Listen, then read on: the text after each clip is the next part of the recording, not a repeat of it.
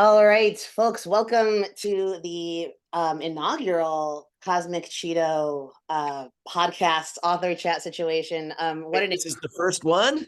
first one. Uh-oh. First one, yeah. And certainly not uh-oh for me, because my guest is Jonathan Lethem, who's truly triumphant, incredible Brooklyn crime novel we're going to be talking about. I actually have, this is the UK cover, right? British version, yeah. Yeah, I've got a special version. But this is for me at the very least, it's just a really a kind of a phenomenal chance to speak with a writer whose work I've admired for some time, and with whom I've been in conversation, just kind of in my head reading his books, and now am in actual conversation with him on the Zoom. So it's a total pleasure to have you here. Nice, And nice to be an inaugural person. Thank you. um and so if you subscribe to my podcast or my Substack or whatever this is, you probably know who Jonathan Lethem Podstack. is. So, what did you say? Podstack? Podstack. The It's a pod. Podstack. Yeah. This is the marriage of the podcast and the Substack in the Podstack. This is yeah, if you subscribe to it, you are almost certainly aware of who Mr. the goodly Mr. Lethem is. But if you don't know, Jonathan Lethem is may I say kind of like an elder statesman of the literary world? Is I have to take that it. Yeah. okay? You have to take you and Shaban. I'm figuring this out. But yeah. You're figuring it out. Elder I can cope with. Statesman is a little queasy. It sounds Oh, bad. Sounds bad to me. I don't know about statesman. I'm saying statesman in a tongue-in-cheek way. Yeah, good. Okay. Yeah. Yeah. I'm meaning to refer to, like, that email I sent you where it's just sort of like you are part of the group of Gen X writers who, like, it's like a soothing clockwork. It's like, Zadie Smith has weighed in. Okay. Michael Soothing Chabon has clockwork. I'll be weighed part of the soothing clockwork. But You're a soothing clockwork. smash the statesman. Okay, Smash. yes. No statesman, but soothing. You're an elder member of the order of the soothing clockwork, who, like, these are the group of Gen X writers who I greatly admire, who are greatly admired, who just kind of like produce a book, and we just need to read it. So, like, you, Zadie Smith, Michael Chabon.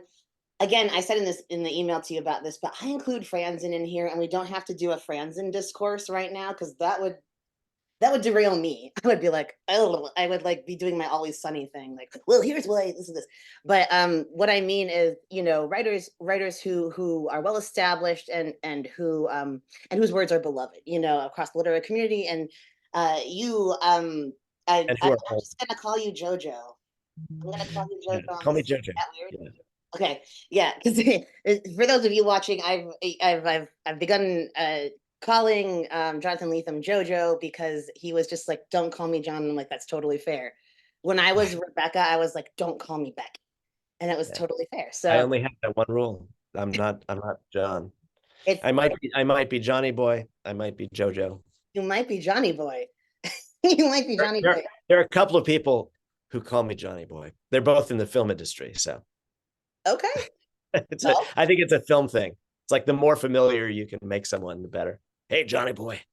I'm so curious about the subject position of the person who calls you Johnny Boy. What the interiority of that, but and we can talk about that later. But I really want to talk about Brooklyn crime novels. So anyway, again, those of you who do not know about Jojo Lethem, maybe you've heard of Motherless Brooklyn, which was a huge hit. That was in 1999, right? National Book Critics Circle Award. Yeah, so that was yeah, National Book Critics Circle Award. Sorry, I'm forgetting my biographical sketch here. So, like, you had before then written a number of lovely titles. Gun with Occasional Music, right? Was it the girl who climbed across the table? Like, these kind of like. Sorry. You put two together very neatly. Girl in Landscape and As She Climbed Across the Table. As She Climbed Across the Table. Thank you. Sorry. And yeah, no, that's one of the hardest titles for people to remember. Right. It's really funny.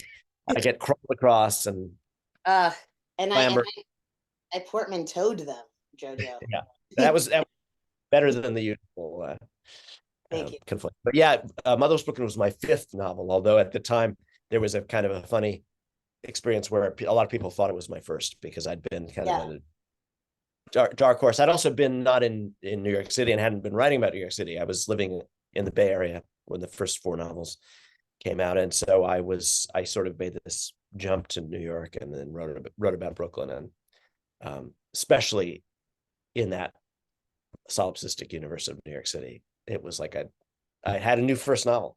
I started Yeah, again. that's I mean, and that's something that like has in such a much smaller scale, but yeah, it happened.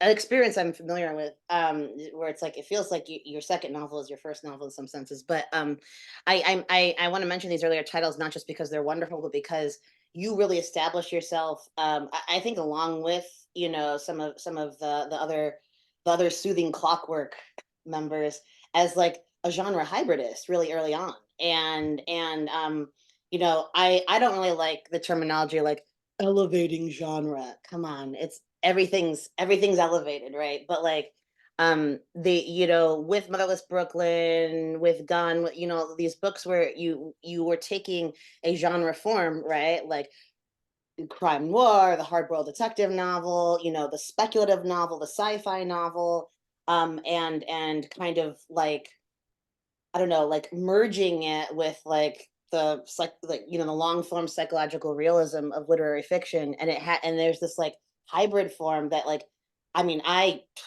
eat it up. Like Colson Whitehead is his debut is a fantastic example of this, like The Intuitionist, right? Like it is a crime noir, right? But it's also doing all these other things that one would maybe describe as belonging to the genre, or the responsibility of the genre of literary fiction, but he merges them. Anyway, you did the same.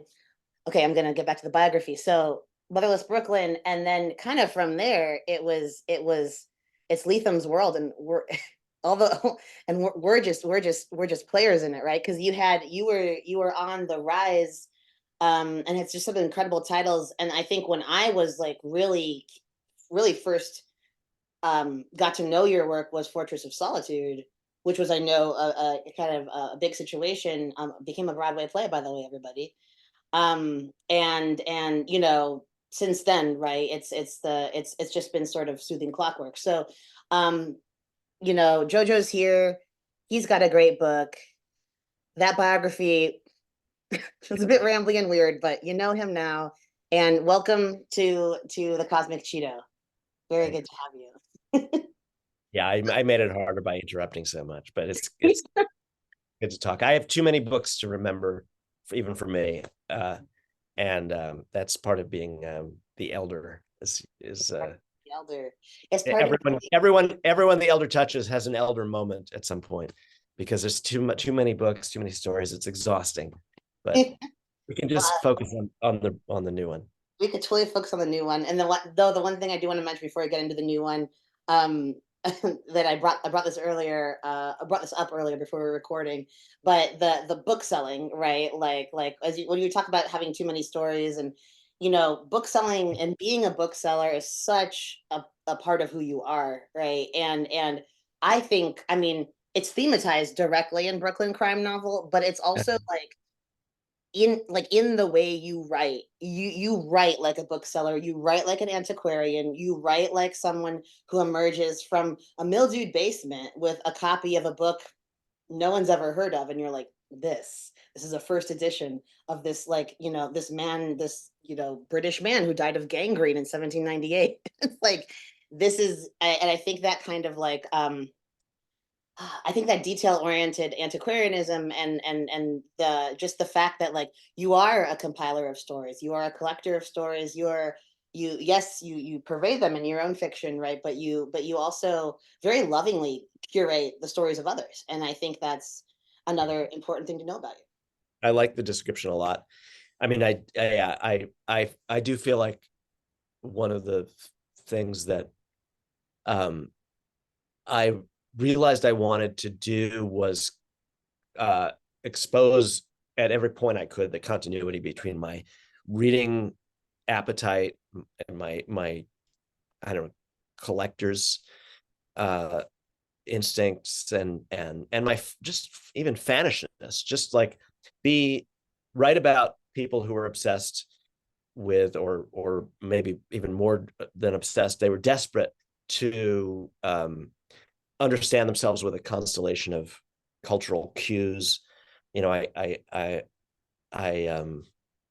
guess it's a kind of giddy postmodern position to just be like, yes, too much plenitude, too many reference points, too many books. Let's express ourselves as a collage of these, points of contact. And so I do throw them into the writing a lot.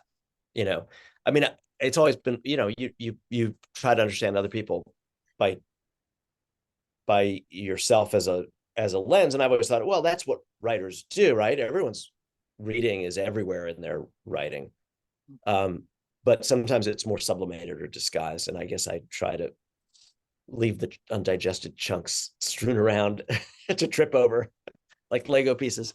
Oh, Yeah, that was okay. an I insanely really bad admire one. your writing, but that was a rough metaphor, That man. was a really bad one. Yeah. It wasn't bad. It was just So now it's someone must have been eating the Lego pieces and they yeah. vomited them on the staircase, and then you tripped on them and they were both jagged and slimy So, because and also the proposition here is that I have vomited Lego pieces big enough to trip on.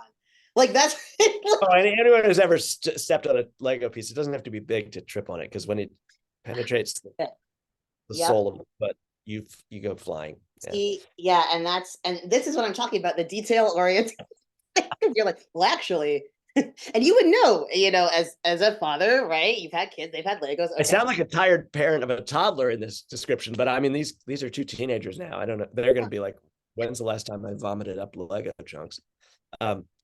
But like, oh, hey, Dad, can you come get me? I'm vomiting Legos. Anyway, but that's maybe the paradigm. Yeah, I do.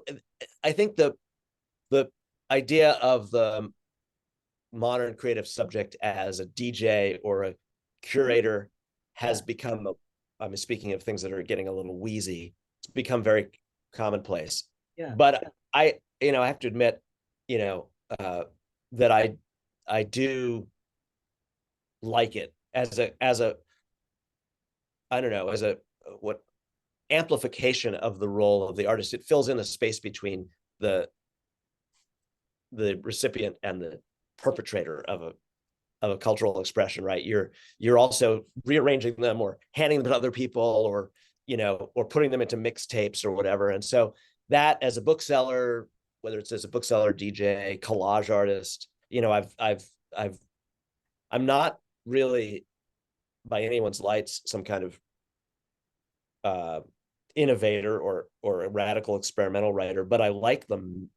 For someone who writes fairly traditional novels most of the time with characters and scenes and so forth, I also like to keep alive at some level my interest in appropriation, remix, collage, and I've exercised that muscle a few times, and sometimes it's even hidden in a kind of semi-disclosed way inside the fictions, pieces of other people's art. Well, and that's actually, sorry, this blanket is like, it's really bothering me. Okay.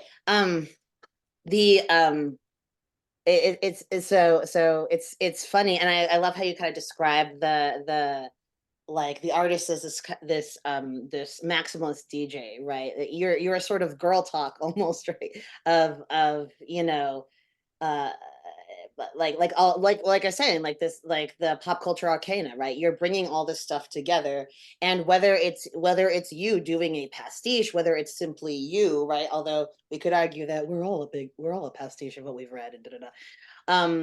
Or some combination of the two. It really shows that you are a collector. You are a collector of stories, and you are and I mean I think, I mean, it's probably, my bias is clear, right? But a highly skilled artificer of fictions. And so, you talk about perpetrating an artwork, right? Well, maybe that's the crime in the crime novel. You are the perp. And this specific artwork I'm so eager to talk about because you know, the we were talking a little bit earlier before the recording started about how people describe Brooklyn crime novel as, you know, a series of vignettes, right? And just for those of you who haven't read Brooklyn crime novel yet, it's in addition to being amazing, it's also it really is, I think we're back on Dean Street, right? We're where Dylan, Abdus, and Mingus Rude were hanging out in Fortress of Solitude. But now we have this kind of like Dean's instead of like the Dickensian social realism of this character interacting, right? We have like this almost like collective consciousness of like the Dean Street boys, right?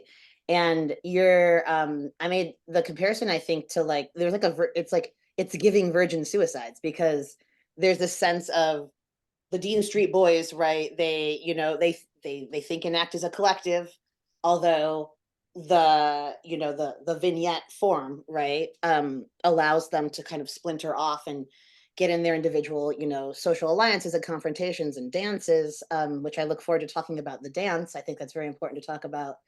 Um, but this book, right, is you very helpfully kind of set me straight. It's less a collection of vignettes than a kind of like filmic essay, right? It's a you know, and it's a passing of the baton, right, from character to character. And if you read Brooklyn crime novel, which you really should, you'll see that you know, the characters you meet in like a single vignette, right, will either sort of like bleed into or wander into a subsequent vignette, whether actually, right, whether they're like one character like physically goes there, or you know, thematically, right? There's this kind of this almost like contact high of themes that's happening, which I think is really cool. But this is a book really about a Brooklyn that no longer exists, right? And we knew this reading Fortress, right? We knew that like, okay, where Dylan and Mingus are, it's this is not how it is, you know. And as someone who is like only known post gentrification New York, and I think I mentioned like my family. I have some family from Queens, and my dad grew up on Effington Avenue in Flushing, and even from my childhood, that's changed.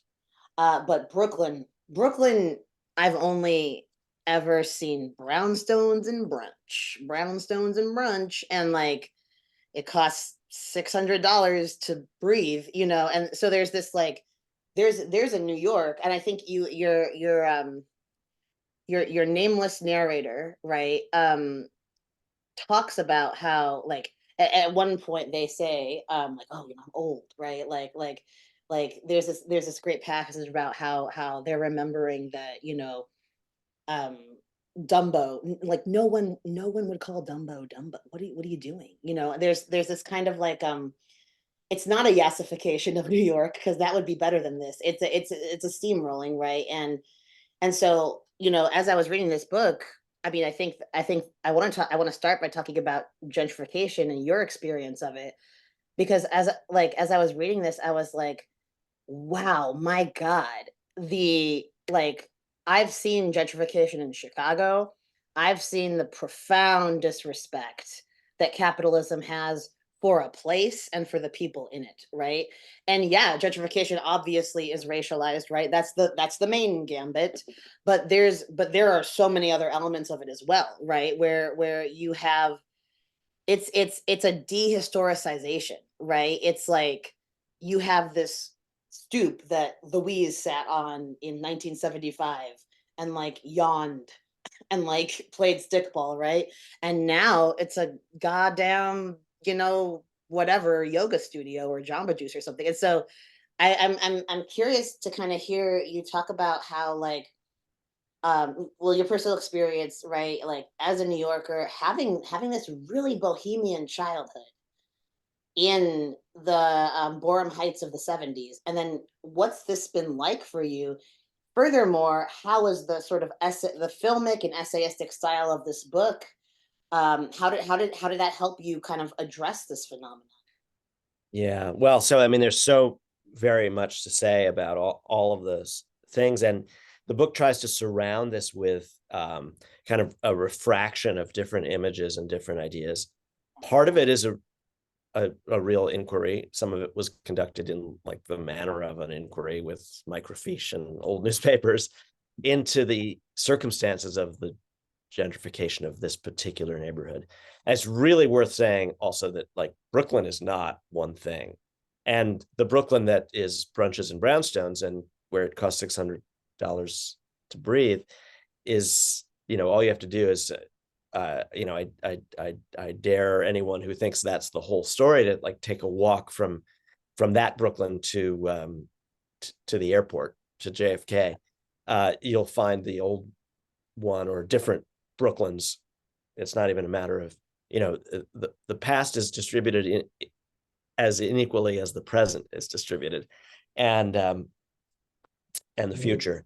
But I really got into thinking about how you couldn't generalize. You could only use specific testimony and experience, and that even neighborhoods were too big a lens, let alone Brooklyn, that, you could talk about one street or one house or one block forever and still never run out of excavations of different kinds of claimants to this space and to this idea.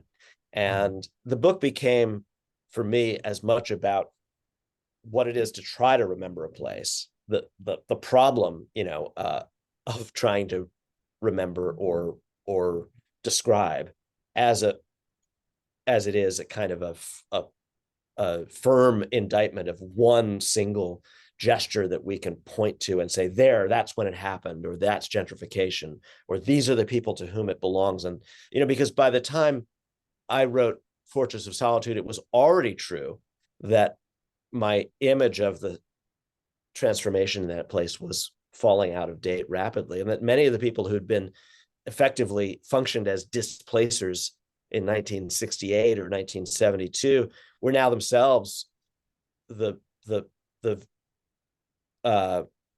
people who were feeling like they couldn't afford to live there anymore, and that the newcomers were casting a leery eye on them for the ways they hung out, for the operations of sitting on their stoop, or the way they decorated their houses. And it was also the case that no single block was the same, no single life story was the same, and that also, it was too big a story and too small a story at the same time, that a neighborhood didn't describe it. It was capitalism. It was, we have to live differently at the most fundamental level in our relation to other humans. And it was, how did you get here? What's it like for you? But that trying to draw a box around 15 blocks or whatever it might be and say, let's freeze this, or let's, that coffee shop is bad, isn't really where the action is. So I wanted to push through that layer into these deeper, murkier territories of like actual systemic, cause and effect, history, capitalism, and the mystery of individual experience and memory, and our relation to the idea of place or home or childhood, just the mystery of childhood too. I mean, none of the characters who are in this book who are of any importance whatsoever are there by choice. They didn't buy the houses or rent the houses. They're children. They're dropped into reality the way we all are, and told to accept it as it stands. And yet when it's an unworkable space, a paradoxical, conflictual space, what is all parenting but essentially gaslighting children into accepting that the world that they meet is a kind of norm of some kind. Well, when it's in absolute radical transformation and under total negotiation, every time you put your foot on the pavement and you're being told, yeah, we live here, this is what it's like, Borum Hill, here you go. All of these people are involuntary participants. They're children. Could you possibly say of a Dean Street childhood that you never step in the same Borum Hill twice? Yes, sure. Right? Like so I think like this the mystery God that's what is like fires me up so much about this particular book is it is more than like okay, it's a Starbucks. It is about like this the mystery of individual experience. It's, you so beautifully put it, and memory. It's a book about childhood. It's such a book about childhood and the kind of like the conflicts and the endless negotiations and renegotiations and discovery of self, right, that happens in childhood. And I think like so I think to me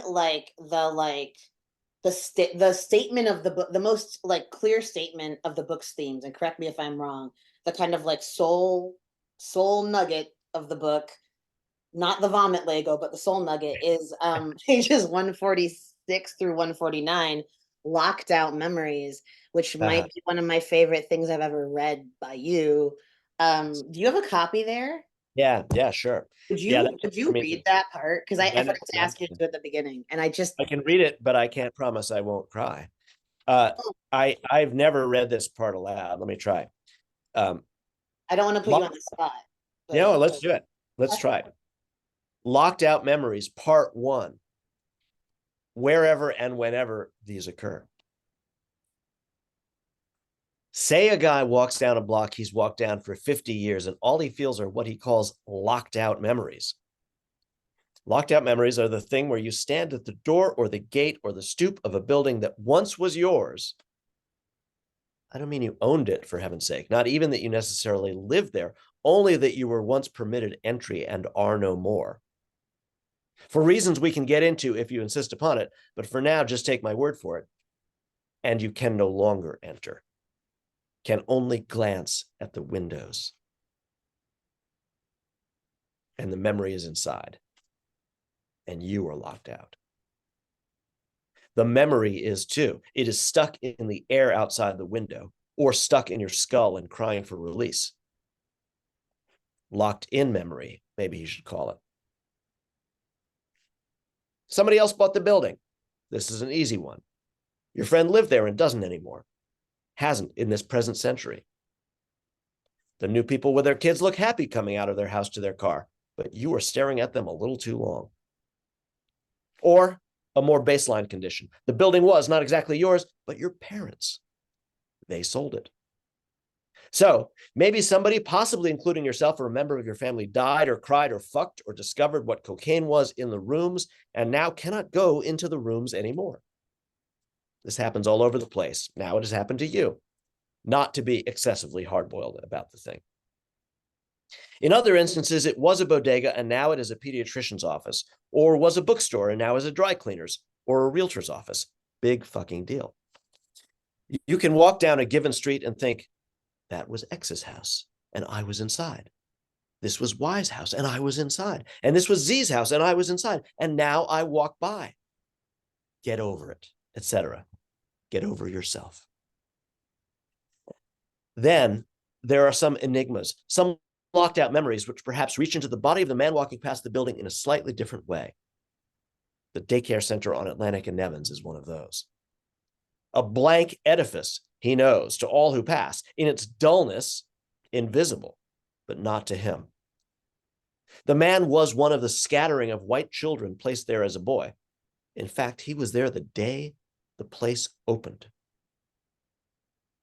He remembers 4 things, maybe 5, maybe 20. Wiffle ball on the roof, he pitched. Graham crackers. A packet of salt he pocketed, and which taught him that though a little salt on a fingertip tasted good, a packet of salt shaken into your mouth entire was a quick lesson in diminishing returns. Less is more. A portable record player with a 45 of the Jackson 5's dancing machine played on it every minute of every day, except he also remembers a 45 of Mary Hopkins. Those were the days being played on the same device. The salt, 2 different 45s, the rooftop pitching. These are the easy ones, the gimmies. They flutter around a main event from which they attempt and fail to distract. The main event is a locked out memory which describes itself, enters into conversation with the body of the man, Each time he walks past the building, each time he goes anywhere near it, he does not volunteer himself to this memory. He has no language with which to conjure a reply, with which to elaborate his side of the conversation. The locked out memory is indifferent to the man's non-participation. It describes itself as abundantly, as fulsomely, as if it were enshrined in the pages of a family photo album, as if he had digitally transferred Super 8 film to share with his friends, to say, look, that was me. It is this. There was a girl he liked, Alondra Martinez. The boy, he would have been 7 or 8 years old. What can he say about Alondra? That she was nice? Nice to him? That he remembers the feeling of his like for her? Like, the word then for what he felt. Like, the feeling the boy savored in confusion. And that one day when Alondra had left to walk home to State Street and he'd still been there in that 4th floor room, his entry to which he can no longer conceive, but at whose windows he can gaze from the street if he chooses, if he allows himself, he'd still been there, one of the last kids, not yet picked up, while others had gone, including Alondra, who'd left with her backpack to cross Atlantic and return home to her family's apartment on State Street. And as the B63 bus flew across the Nevins intersection, too full to take on further passengers, accelerating past a bus stop full of aggrieved would-be riders, Alondra had been destroyed. Had the boy been looking out the window overlooking Atlantic, as he possibly recalls it, and seen Alondra struck? Not likely. Not the moment of impact, no. Imagination places them there by the logic of his horror, but also his sense that this memory belongs to him, that Alondra, her life, its robbery, was specially to do with him. Other children, most likely, called him to the window. Before the Peruvian woman who watched over them, the things he recalls, hurried them from the window. Alondra was taken to Brooklyn Hospital, lived a few days in a coma with a demolished brain, died perhaps mercifully. Mercifully, this was how the Peruvian woman in gentleness suggested the boy understand it. Salt, pitching, dancing machine, Alondra Martinez in the roadway before a stopped B63 bus, her form barely glimpsed in the circle of those who'd rushed to help what wasn't helpable. None of this and all of this is his. 3 years and a million developments later, he'd meet Pietro Martinez in 6th grade at the IS 293 Annex in gym class, and know he was the younger brother. Never spoke a word to Pietro. Never alluded to any connection. What's the special problem here? What is it in this locked out memory that destroys the man's capacity to name? It's that Alondra Martinez died inside the time before the boy knew that he didn't belong in the Nevins Daycare Center. Or perhaps that the Nevins Daycare Center didn't belong to him. She died before the world corrected this mistake for him, before the boy was stolen from the realm we've elsewhere identified as the false oasis. By the time of the gym class, when he sees her brother, the boy's already a million years past any world where he'd known Alondra or her brother from anyone else. In fact, already by that point, he walks past Nevins Daycare like the building might fall on him and kill him with its secret knowledge.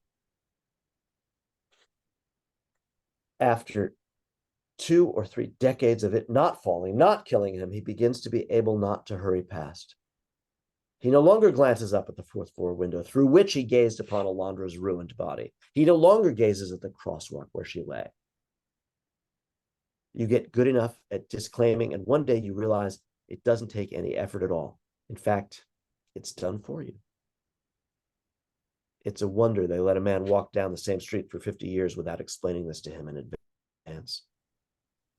So what's he going to do? Walk through the tiny lobby, enter the tiny elevator? Its dinged stainless steel walls layered with scratch-eaty that might date back to the last time he rode up in it 50 years back. Tags by kids he knew and still sees on the block and doesn't talk to anymore, mostly doesn't even say hello, and asks to see the 4th floor room. What's he going to say? I didn't used to be white? This may be our first clear introduction to this form of memory torture, to have no claim on what claims you. Um, so like, I'm the one crying now. So, the, to me, these 3 pages, right, like, are, like I said, like a pretty concise statement of some of the major themes of the book. And as you were reading it, the phrase like gentrification of memory or like gentrification of the mind occurred to me.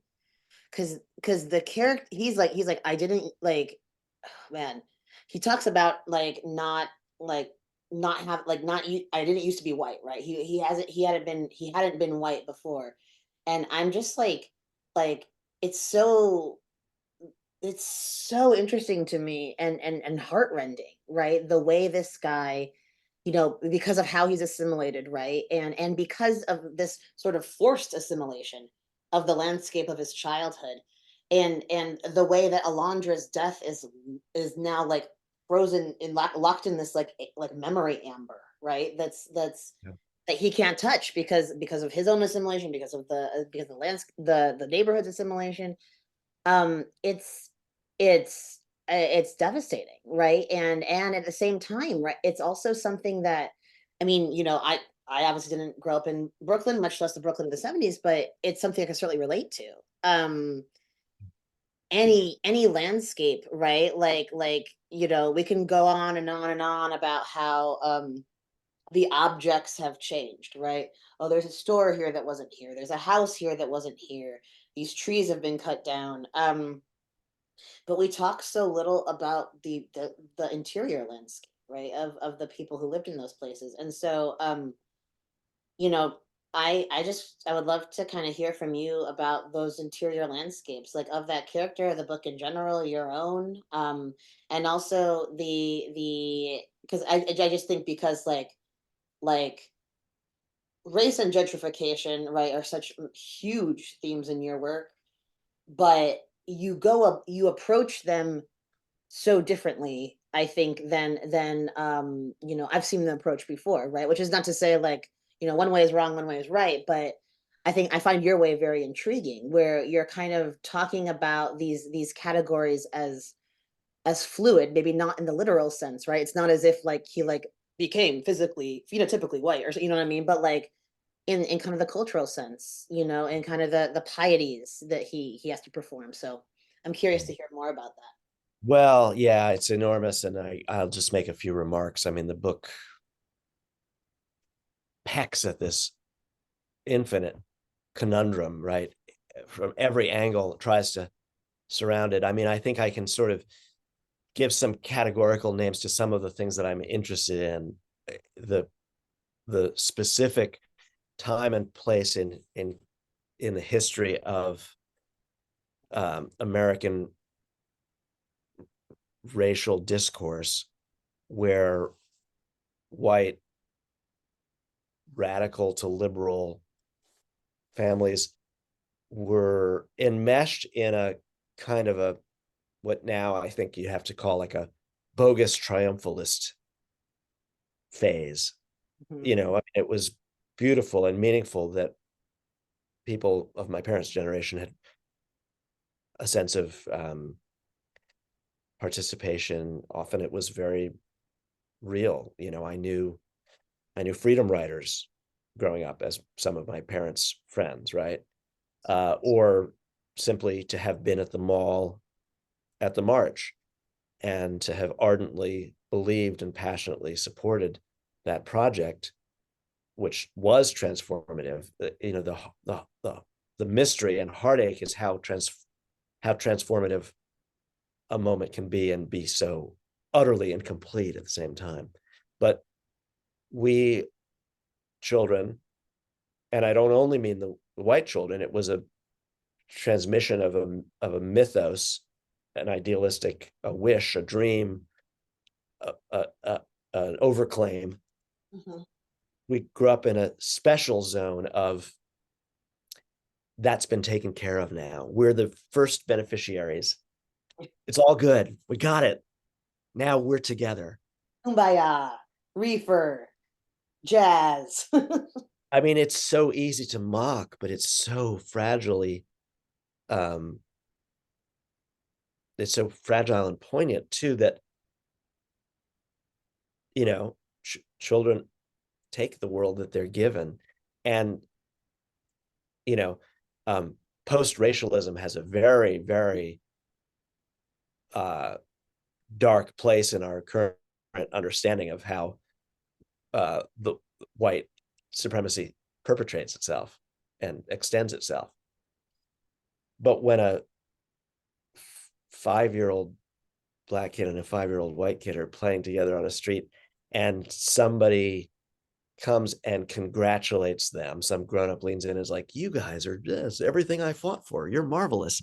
Well, we can query the smug self-congratulatory motivation on the part of the adult, but when the response of the children is to look at them like they're crazy for even mentioning it, because that's your thing, we're not even into that, we don't care.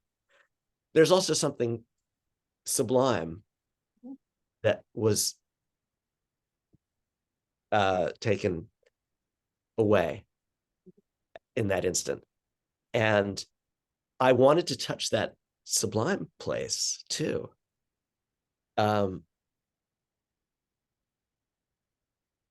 Because it is in its own way some kind of ghost or whisper of an idealistic possibility, a utopianism, right? Very difficult to describe and feel comfortable, very challenging. So, but the construction, what reading James Baldwin insists upon you, if you do it seriously, is to see that the problem is not in blackness, the problem is in whiteness, right?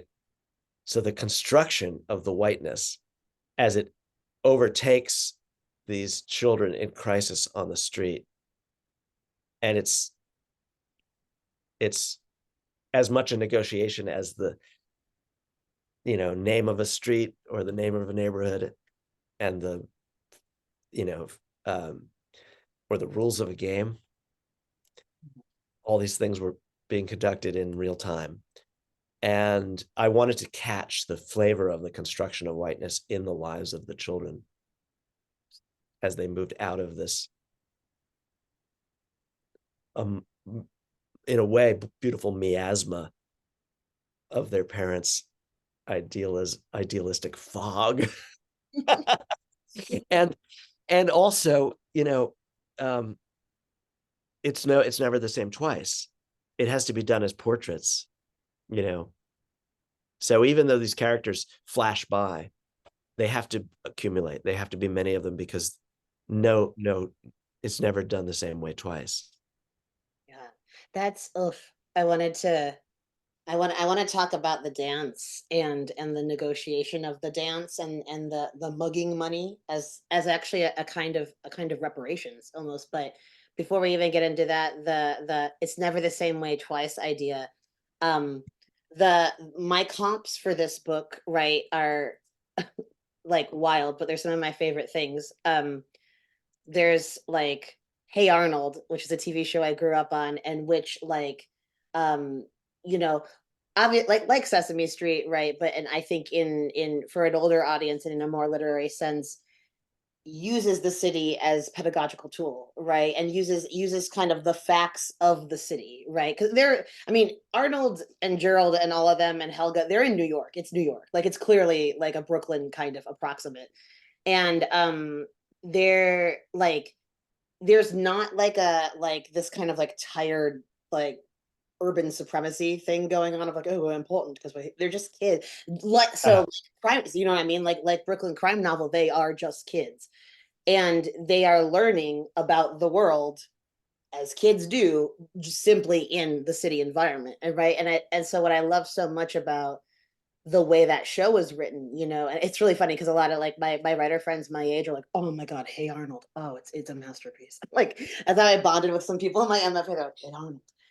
But it is, you know, and it reminds me of Brooklyn Crime Novel because you see the way the Dean Street Boys build concepts, right? And you know, the one of my other favorite passages in this book is the Nemesis passage, right? Where, you know, you have you know, this sort of like older black kid who's just kind of like, what's going on with the millionaire's son, right? And then you, Lethem, are kind of flashing back and forth between the realities of like the little guy is, you know, the older kid, and then the millionaire's son, who embarrassingly of all the characters in the book, the one I identify with the most. I definitely didn't have a Sparkle Rabbit thing going on, but I am like the like arcane guy who shows up and is like, everyone's like, what's up? And I'm like, I basically say like a Picasso painting and they're like, what the fuck? And I'm like, okay, bye. You know, like that was kind of my social Yeah, role. like, how can a kid like that exist, Yeah, like guy? what this kid seems invalid. I don't mean that in a mean way. He doesn't add up, you know. And so Well, in a way, that the street becomes like a laboratory of childhood for them, and they're like, yes, um, what is this new ingredient? What is it going to explode? You know, right. can we eat this thing? Our leader? You know, like, Exactly. it's just, yeah. They're learning from him and he's learning from them. And the thing I love how C takes him to boost stuff. And then Yeah. Okay. Well, I don't know what to do with this guy, but I'm going to at least teach him what we know, which is you got to shoplift something. What are you going to shoplift? Because it's got to be something. right. And then you have this gorgeous sequence, right, about like it's like the poetry of shoplifting, or like shoplifting as like almost like a cosmology, like this is how the world works. It's really cool. But like the yeah, so like they're like Hey Arnold, right? This book is about kids learning in the city milieu, you know what I mean? And the way kids learn from each other. And we're gonna get, I really want to talk about that vis-a-vis queerness, especially. But the other comp I think that was really important for me to mention is Wandering Rocks. Anyone who knows me personally knows I'm a huge Joyce boy, but Wandering Rocks in Ulysses is a lot of people are like, oh, it's a chapter, it's a bunch of vignettes, it's 18 vignettes, it's different characters in the book. And it's like, okay, yeah, it's been sort of, right? He's hopping around Dublin, right? And he's showing these characters at sort of different places in time and this kind of specific period of the day that we're in. But it's actually, when you were talking about how Brooklyn crime novels more of a filmic essay, that is also what I see Wandering Rocks as. I don't see it as like, oh, little tidbit here, little tidbit here. It's more Yeah. like Cinematic. Absolutely. it's cinematic. It's cinematic. Yeah, and I forget who was talking with about like how like Joyce was into cinema, even though he was like blind with syphilis. But like it's the same kind of like vibe of, you know, this it's the baton passing, right? I was talking about earlier, where it's like this Dean Street boy has the baton and he passes it to C, and C passes it to the slipper, and the slipper, you know what I mean? And there's this sort of like it's a narrative river, and that's how Wandering Rocks is. The other cool thing that Wandering Rocks does, that Brooklyn Crime Novel also does, is what you just said, which is this kind of like this fracturing, well, not fracturing, but this sort of, here better word is like pluripotence of point of view, right? Is like it's polyphonic. There's so many different characters kind of sprouting off of each other. And in fact, I, you know, to go back to the single Kurosawa, I promise I've seen a lot of movies, but for some reason I haven't seen the specific movies you have. You've seen all the movies, and I've seen some of the movies, but like the one Kurosawa film that I've seen that everyone knows, the Rashomon situation, right? The new Descending a Staircase situation, where a single experience, right, becomes variegated by virtue of a variety of points of view. That's what I feel your book does, right? Is it's like it Yeah. takes you out of the singularity, and I love I that. was definitely looking for that experience, Yeah, the sensation, which very hard for fiction to capture again, unless it's really has this kind of accumulative quality, where memories become collective and transfer and divided up. You start to be not sure whether something happened to you or to someone else. Yeah. you know I mean, the commonplace is that the famous sporting event in your town that 6 million people claim to have been there that night, and you're like, I think the stadium only holds 40,000 people, but you felt like it, and so it's part of your life. It's that happened, and that you believe you were there. But maybe the majority of people weren't. And the incident in the other place this comes into conjunction with the conditions of the time and place that I'm writing about is it was a tabloid city. I mean, it still is a tabloid city, but the dominance of um the the voice of kind of instantaneous urban myth making around Son of Sam or Bernard Getz or a missing child like Eton Patz. This was living in a kind of constant state of urban myth on the street. And the kids had their own version. They had tabloids without ink and paper. They had the grapevine of the streets made of certain kinds of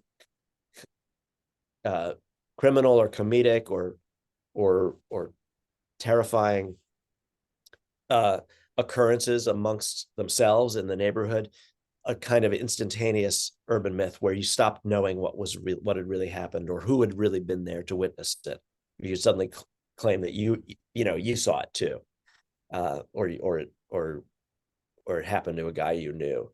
But And isn't that kind of the collective consciousness, right? Where it's like exactly. It's the like transfer the of idea of the Steed Street Boys. Sorry. memories and meanings and narratives that float between humans instead of residing squarely inside any given one. Yeah. I just like I love how it's almost like they are like in the way that like oh god, what is it, octopi or squids or whatever have like in their ganglia they have like nerve centers and stuff like where they have their brains are spread out among their limbs is what I'm trying to say. And it's almost as if the Dean Street Boys are it's a single they are a single consciousness, but each one is a limb, right? And each limb perceives, but because there's no way to distinguish among them, right? If I, Dean Street Boy A, perceive Slipper slipping away, then you, Dean Street Boy B, will be like, oh, he slipped away, right? But I was the one who but the I has been dissolved. So there's a kind of Dean Street / Burham Hill ego death happening in this. Yes, absolutely. Yeah. Yeah. The more you try to tell the truth about what happened to you, the more you rely on other points of view, and you shatter it into a thousand irreconcilable fragments. Absolutely. This okay, so I want to get to the dance and then I want to get to the queerness. And then if we have time, there are a few other things, but those are the two things I really want to get to. Yeah, we've probably got about 20 minutes. Yeah, that's fine. We'll do dance, queerness, and then maybe one other thing. Yeah. But so the dance, basically this scenario in the book opens with these kids cutting up coins, which I was like, this is awesome. And then you reveal kind of like, through the Dean Street and Borum Hill lore that like this is part of this this years long set of machinations, right? Where like the kids on the street of a certain age, you're gonna get mugged, right? You're gonna get mugged. And the mugging, I think, Yeah. is there's people have such like violent associations with that. It really is just this kind of confrontation between like some kids and some other kids. They're like, hey, Well, there's a question God. of whether mugging is the right word for it. I mean, I think There that you go. the Yeah, search for its name, is it just bullying? Is it theater? Is it a shakedown? Is it can it possibly be what people mean with a mugging? Because yeah, it's supposed to be like Batman's parents, like stick up, handkerchief, alley, your money or your life. That's not what's happening. but is it right? Because like when it's the black kids asking for the money from the white kids, it's not like we want to white supremacy is like that's a crime, mugging, crime. And it's like but they're just simply asking for reparations. It's a toll. Yeah, it's all children. And We're it's, yeah, talking about children. yeah. Well, I know, but see, okay, but Jojo, see, that's the thing, right? Is like, that's exactly because the carceral system is like, but are we talking about children? That's 12-year-old black kids, an adult man. Let's incarcerate him.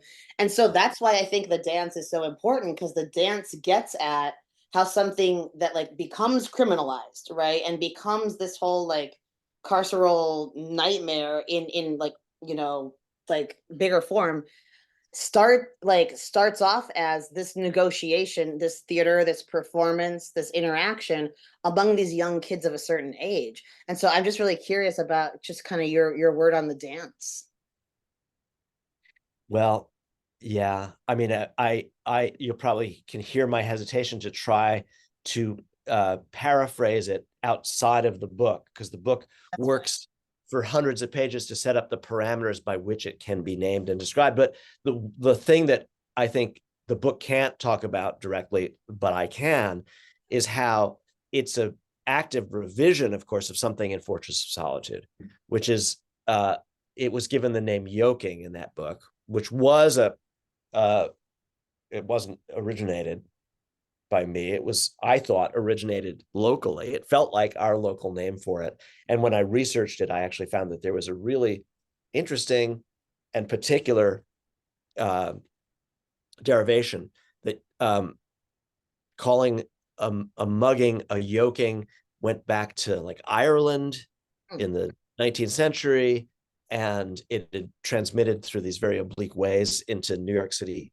street talk, but it wasn't fresh in the 70s when I heard it. It went back to the 20s and 30s and Irish immigrants and so forth.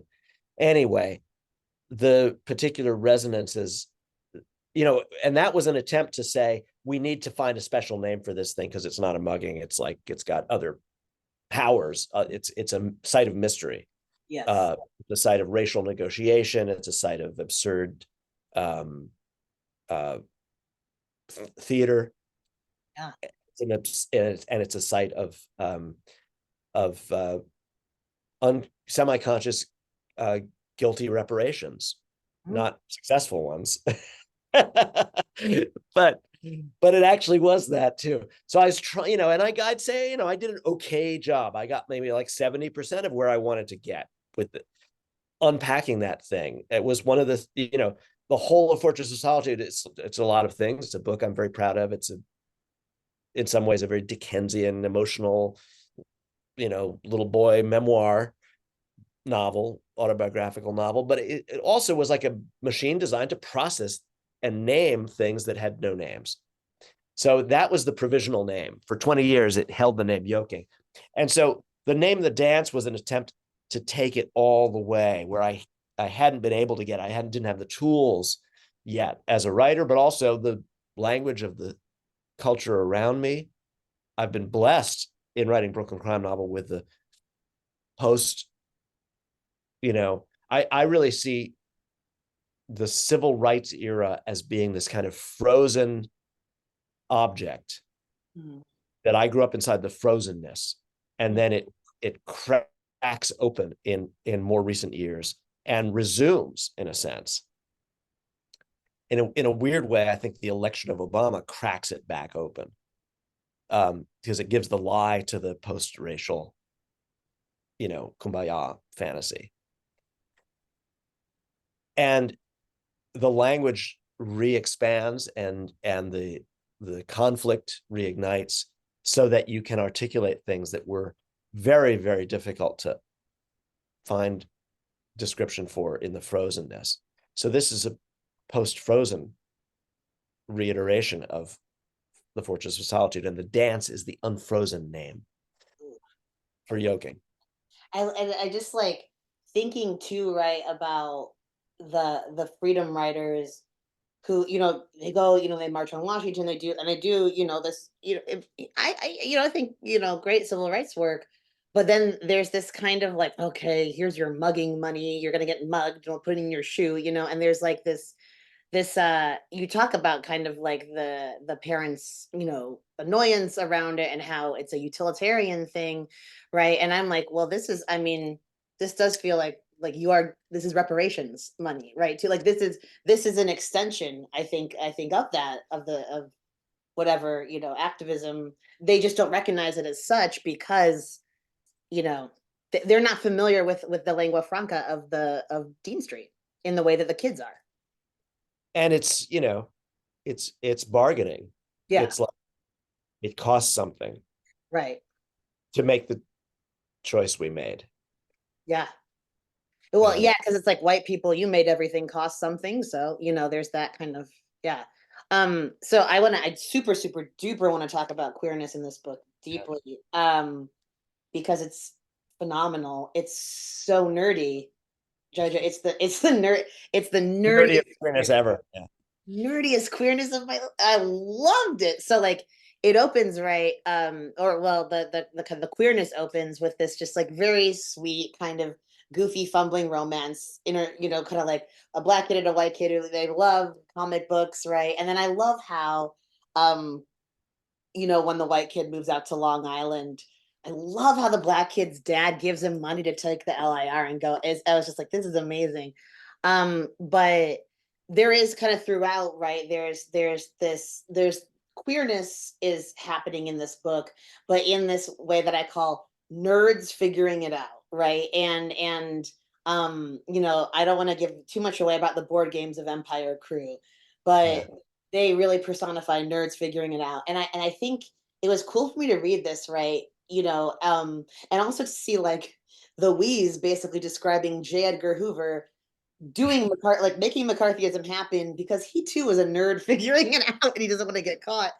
Yeah. Or should we say she? That's a Um, pretty evil nerd there. well, I mean, she's just an angry queen, but who didn't get her time in the sun. But anyway, I have thoughts about Jay. But like I think having read your Queer Jobs series, the My Queer Jobs series, what if I will link to it in the Yeah. Podstack post, but there is definitely right, like the kind of Lethem avatar shows up, adjacent to some of the queerness, discussion of queerness of the book, and I'm just like so curious about this kind of like 70s nerd queerness, right? Where it's like, no, we're not like cruising in this hip bar and we're meeting Samuel Delaney, we're meeting Chip, but like we're like, I don't know, we're reading comics together, and then we're like, oh, let's kiss, and it's very sweet, and I'm intrigued by that and kind of how that occurred to you, right? And whether or not you want to do any manner of self disclosure about the My Queer Job series or otherwise around that. Well, that if you link to it, that piece I think is eloquent. There's nothing I'm I'm wanting to skirt, but just that I do it better on the page in those essays. What I'll connect out loud. I mean, so it's very possible for a book to have too many goals, right? And I'm probably guilty of this a number of times. Yeah. But in my insistence that I was going to do the base materials, the source code material for me coming of age in Brooklyn again and go deeper and make it more complete. I knew that, I'd raised again, maybe I got like 70%, 65% there in Fortress of Solitude. I pushed it into the frame anyway. This mysterious certainty I had that there was also a kind of very, very peculiar relation to the possibility of queerness in among the boys that I knew in that time and place. Because I mean, first of all, in a environment where there's physical bullying that's routine, machismo, courage, the denial of queerness becomes paramount in a more in a like a particular urgent like self-surviving kind of way, but also ideas that transmitted culturally varied enormously as so many different things were concurrent and conflictual and irreconcilable in a tiny space in that neighborhood, this was also true. We had a very, very live kind of queer couple of blocks as it happened on Pacific Street, now totally forgotten. My theory is that it was a younger group that almost all are sadly, or died. Yeah. Uncommemorated because of there being no one left. This is another feature of memory and gentrification or transformation, is there are realms that vanish without the testifying survivor, or enough testifying survivors.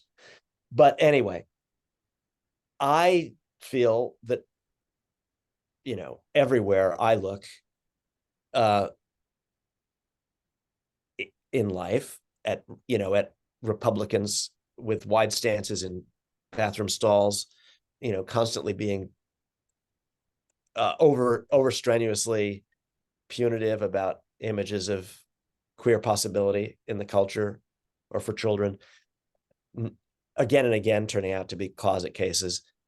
This is also true in boyhood, that some of the most terrifying nemeses, people who made themselves almost into, bullies is one word, but they were kind of like monstrous problems for other boys to solve, were of course also closeted, as a Republican senator will be. And then again, that in boyhood, there is lots of polymorphous activity, which goes unnamed and undefined. And then some of those people are going to extend that story, and some of those people are going to bury it and achieve this kind of magic separation, where that thing that I did when I was 12 or 14, it has no relation to my adult sense of self. So I never need to place it into a category or relate it to other possibilities for other people, even if I don't want to explore them myself. But I just was like, let's own all of these implications and glimmers. If this is a book where I'm going to try to name everything totally, of course, hopeless pursuit, everything, it slips from your grasp. But I was gonna, prosecute this case to the degree I could, and say that in the dance there was also affection, covert sexual transmission, and that the puzzle of reconciling identity in retrospect years later might include understanding that that person who was your lover was your lover. No, not just a kind of a thing in an impossible, unopenable black box. I mean, it's so, yeah, because there's this sense, right, of like, this is a group who are still firmly in childhood, right? So the decision has not yet been made to kind of enter the world with a sort of sexual identity, right, or any kind of romantic or sexual association with queerness. But so it is this kind of like morass, right? It's unnameable. It goes unnamed, but sometimes is spoken, right? Like between the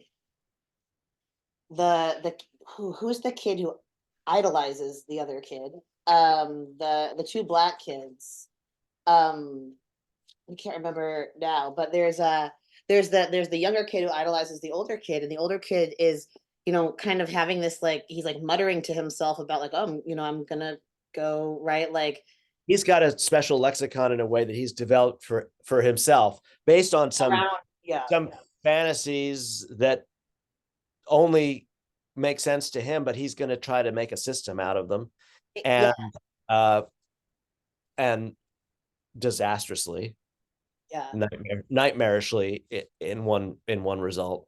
But they actually do represent a form of self inquiry and attempted uh you know uh actualization, right? Like, I want to become something, and I've been given a few broken clues but I'm going to actually use them.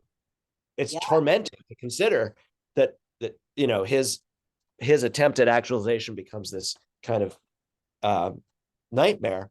But that's what you do when you only give people completely broken tools.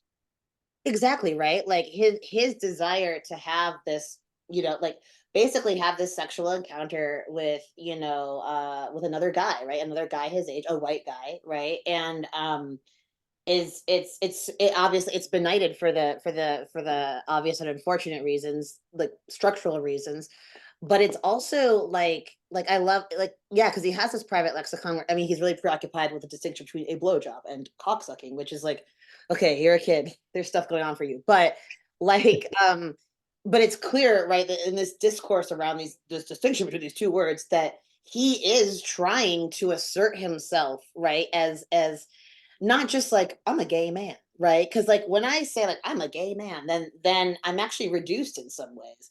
And I think he's trying to find a more complex way, like a way of stepping into this queerness, quite possibly. I mean, He doesn't yeah. he's been offered a tiny fraction, a Hmm.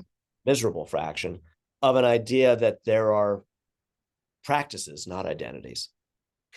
Yeah, that it's act based, exactly, right? Where, and I think, I won't go into my whole lecture about like how liberalism made queerness purely act based.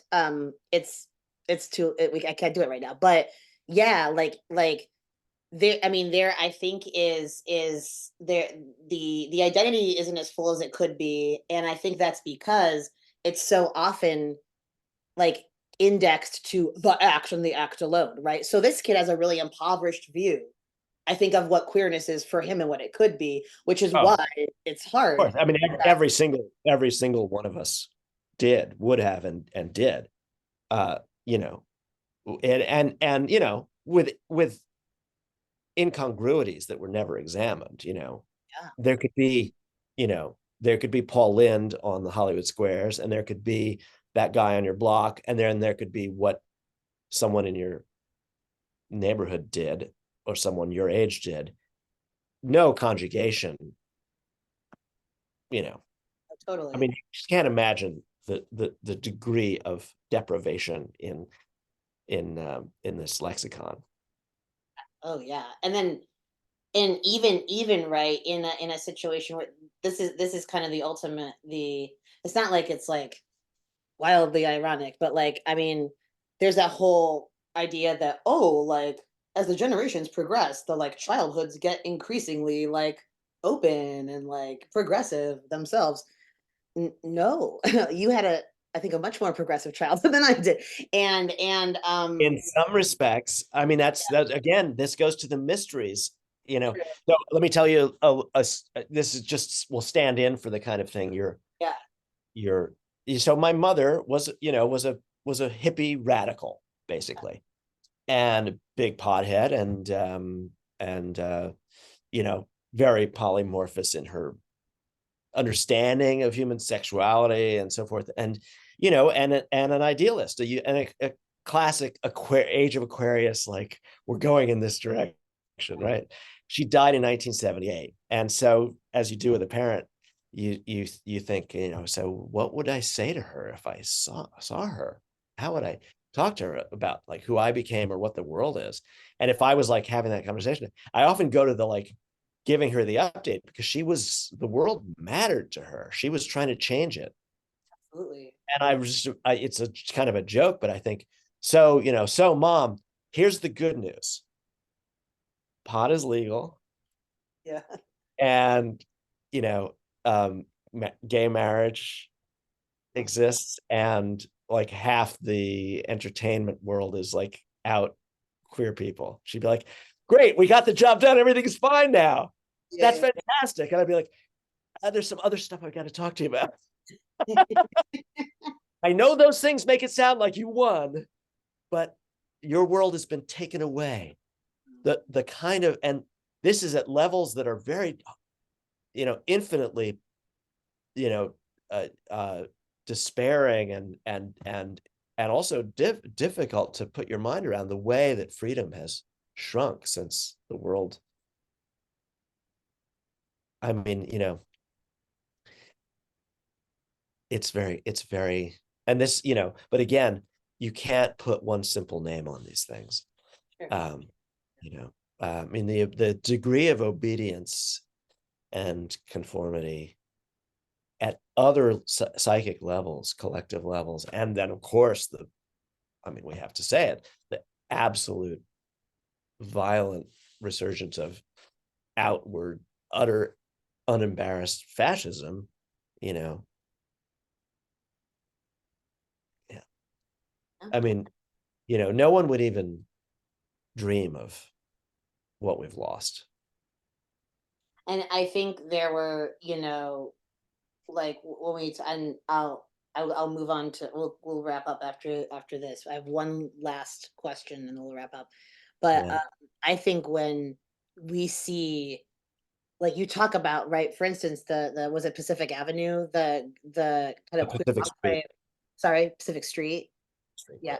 yeah. Pacific Street, the queer enclave that was just devastated by AIDS, right? Where and it's like, well, Reagan Reagan merely just saw a genocide and allowed it to happen. And it was kind of, he stepped into it Yeah. casually, right? And I think that there is certainly, to me, right, and we don't have to have the Trump conversation, but I'll say this, I think like, I totally agree, right? That yeah, there are these kind of these like sort of the specters of authoritarianism and fascism, on the rise in many ways, but at the same time, it does feel a bit like there are pendulum swings, right? Oh And yeah. I mean, you know, again, yeah, if you want to like fasten on paradoxes, right? Like, I mean, it's very easy as someone who like lived helplessly through and there's the thing that's like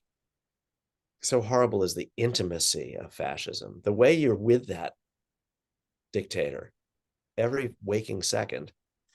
And I lived through, 8 years of being inside Reagan's sensibility yeah, world that projected from it. You kind of know that person. I mean, it's equally true that he would have personally, as a human being, if we want to spend a second thinking about the human being, been affronted by Donald Trump. mm, But maybe. make no mistake, Trumpism is a fulfillment, an extension of a promise made in the Nixon era. Oh yeah, The silent majority. It's a straight line. It's a straight shot. It doesn't come from nowhere. It was designed and um, and engineered. The racist scare ads that got that Lee Atwater designed for the first George Bush. yeah, the Willie Horton That's one. Trumpism. That's it. It's been and that's just in the middle of the construction of it. It begins with Barry Goldwater. If you Yeah, read, if you read one of the most devastating realizations I had to accept, I read that Malcolm Harris's brilliant book on Palo Alto, mm. and you're like, Herbert Hoover never went away. He went underground. Yeah, It's Herbert Hoover's world we're living in. The alliance between corporatism and colonialism. That's Hooverism. yeah. I It's mean, the full absolute fulfillment of these things. The promise of them is what we have now. absolutely. I mean, just to kind of like go back to the very, very beginning of this Zoom, it is like baked into the American project, like not just racial inequality, but like racialized violence, right? Like this and this kind of like, chattel slavery, this As a series of exploitable populations for labor. yeah, oh yeah, and like the human body as an extension of capitalism's aims, right? I don't give a fuck about your body, use you up, spit you out, right? And so I think, I mean, as someone who sees this stuff, right, and is kind of an accelerationist about the American empire, right? Trumpism to me, I don't know. I won't give my Trump disquisition, but I will just say that I think in Brooklyn Crime Novel, or well, considering let's at the very least Brooklyn Crime Novel in conjunction with the My Queer Jobs essays, you can totally see, how this not just the seeds of fascism are sown, right? But like fascism just happens all the time. And it was happening right in Reagan's decision to simply stand back and let AIDS genocide, everyone. So yeah, I don't know. It's a pendulum to me, I mean, but that is what, a bell tolling the the reality of that time, and so is the destruction of the uh, air air traffic controllers union yeah. in Oh, I didn't know gesture. air traffic controllers. I didn't know anything about that. It's really the beginning of the demonization and dismissal of the unions. Was like, no, you're all fired. Uh, it's a thing. It's like a fiat. Wow. Yeah, We should talk about that, or I'll look that up and then we could talk about yeah, that. But yeah. Have a look. now I know you have to go, so I want to make this a Podstack tradition of asking an annoying MFA question, but letting you choose between two annoying MFA questions to answer. So and it's like the speaker of the poem kind of stuff. But it still intrigues me. So I'm curious about you can answer one of these two. I'm curious about, to your mind, Jojo, what is the crime? What is the crime in the Brooklyn crime novel, or is it a series of crimes, or however you want to expound on that? Or you can answer, who is the writer? Who is the writer on Dean Street who grew up and Louise is so pissed off about this Yeah, guy, right? And he has yeah, a beer with Louise all the time. Because the answer I know is more complicated than it's me. It's but like yeah, whichever one you want to answer, whichever inspires you more. yeah. Well, I'll push the first one aside with the Yeah. Bernard Malamud reply, which is I'd be too moved to say. Ooh, Uh, I hat off to you, sir. no, to Bernard Malamud, To but Bernard Mahmoud, sorry. And uh, to but yeah, so the pivotal, the grain of sand, the irritant that this book formed around slowly initially, with resistance initially. I didn't want to write it. I didn't think I needed to write it. I was like, I did that. I took care of that. But the was when Fortress of Solitude was adapted as a musical, which I loved. I adored it. And I was taken outside of myself. In a way, my book was moved from my psyche onto the stage and embodied by these human beings, and it showed me things that I couldn't have understood before yeah. about how I and just emotionally drowned me in the material in a way that you can't self-drown, but you can be drowned by the tide or by a set of hands. And I was drowned in my own material. But I also had this perverse fantasy, because I'm that kind of person. I was like, what if this is bad? And I like it. And what if the book is bad? What if it's all like Rent? What if I this is as bad know. as? Wait, so soothing clockwork elders do that? Y'all do that? And so I was like, That's ooh, my God, the guys I knew growing up, like they might be just kidding me when they're like, yeah, you did us proud, right? Like, oh, what if it's horrible? And the idea of living in a place where someone wrote a really bad thing, like just a corny, exaggerated, sentimental, off base book, and it got like famous, and you're like, I grew up on that fucking block. Yes, that's my block. And no, it's not a good book. So I in a way, that moment becomes, and it wasn't even a moment of doubt, it was a moment of perversity. Like, oh my God, I've inflicted this vision of where I grew up. Other people grew up there. They might hate that book. So what if I wrote a whole book based on the premise that Fortress of Solitude was like really, really pissing someone off Oh. because they were from there and they're like, he got the only thing that's right in that book is nothing. He got every fucking thing wrong. And I'm going to set it straight. I'm not even a novelist, but I'm going to do a better job. So that's who wrote this book. That Wait, guy. so that's that guy, and that guy is not the Wheeze. That is the other guy talking to the Wheeze. It's the voice who declines to appear. Incredible. So that guy is Dante. The Wheeze is Virgil. I love it. Yeah. You heard it here first, folks. That's amazing. Um, okay. Thank you so much, Jojo. It's great talking, Raph. Thanks so much for taking the time. Yeah. That was a beautiful Really interview. fun. Thank you. Really appreciate it. And We'll follow up with other stuff oh later. well, I'm gonna stop the recording. I'm gonna stop the recording, and then but thank you for the interview. Thank you all for watching. And this has been the first episode of the Podstack. Well done.